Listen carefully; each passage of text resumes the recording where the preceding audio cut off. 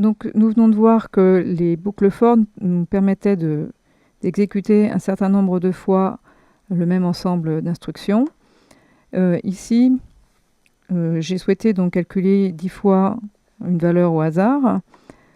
Donc à chaque tour de boucle, la variable valeur mémorise une nouvelle valeur tirée au hasard et l'affiche.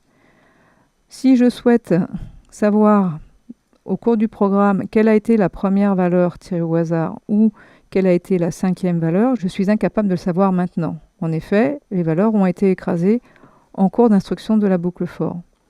Pour connaître l'ordre des valeurs, je vais avoir besoin d'une autre structure un petit peu plus complexe qui est la structure des tableaux. Voyons comment sont fabriqués les tableaux. Donc pour créer un tableau, nous avons déjà une syntaxe qui est particulière. Jusqu'à présent, pour déclarer une variable, nous utilisions le type suivi du nom de la variable. Pour créer un tableau, je vais insérer entre le type et le nom de la variable 2 crochets, donc un crochet ouvrant, un crochet fermant. Ici, je crée un tableau d'entier. Si je veux créer un tableau de mots, je mettrai string, crochet ouvrant, crochet fermant, liste de mots. Ensuite, pour créer plusieurs valeurs dans mon tableau de valeurs, je dois dire combien de valeurs je dois stocker, combien de cases je dois créer. Donc pour cela, j'écris égal new int crochet 5. De la même façon, je vais écrire new string crochet 10, ce qui fera qu'un tableau de 10 chaînes de caractères sera créé en mémoire. Pour manipuler le tableau, lors de la déclaration, par exemple, de mon tableau de valeurs, une case mémoire nommée valeur est définie. Dans cette case est stockée une adresse qui va correspondre à la première case du tableau qui a été créée en mémoire.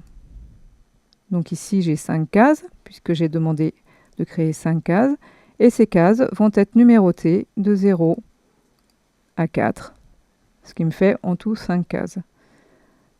Ensuite, lorsque je vais vouloir accéder à la case numéro 0, j'aurai juste à écrire valeur crochet ouvrant 0 crochet fermant égale 10. Et dans ce cas-là, la valeur 10 va se mettre dans la case du tableau numéro 0. Pour la case numéro 1, j'écris la même chose en modifiant le 1 entre les crochets. Ici, 22 va se placer dans la deuxième case. 93 va se placer dans la troisième case.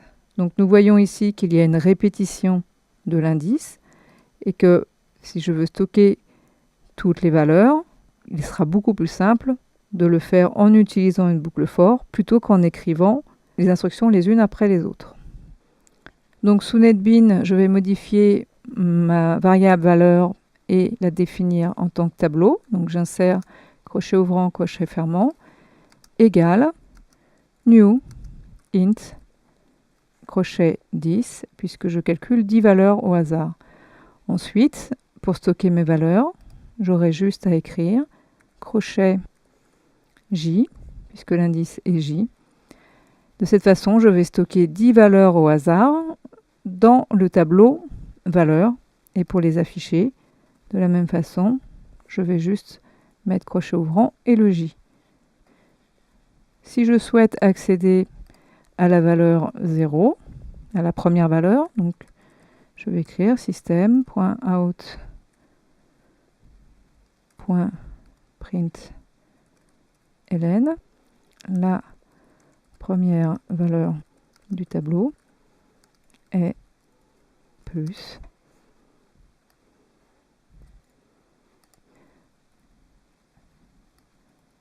ici ça va être 0. Et si je veux connaître la dernière, je recopie. La dernière valeur du tableau est 9.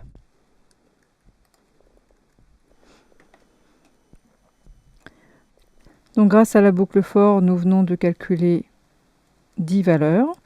La première, comme nous le voyons ici, est 34 et c'est bien celle que nous avons affichée grâce au terme valeur crochet 0. La dernière vaut bien 38, c'est bien ce qui est affiché. Elle correspond à la case valeur crochet 9.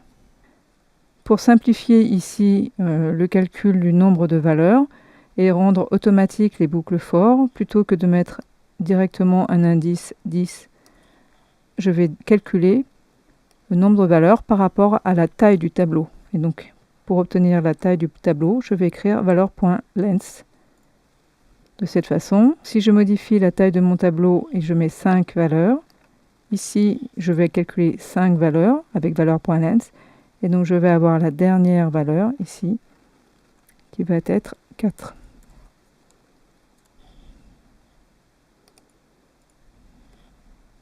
Donc, puisque mon tableau ne contient plus que 5 valeurs,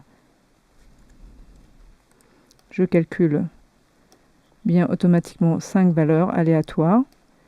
Je peux obtenir la première et la dernière valeur, toujours de la même façon.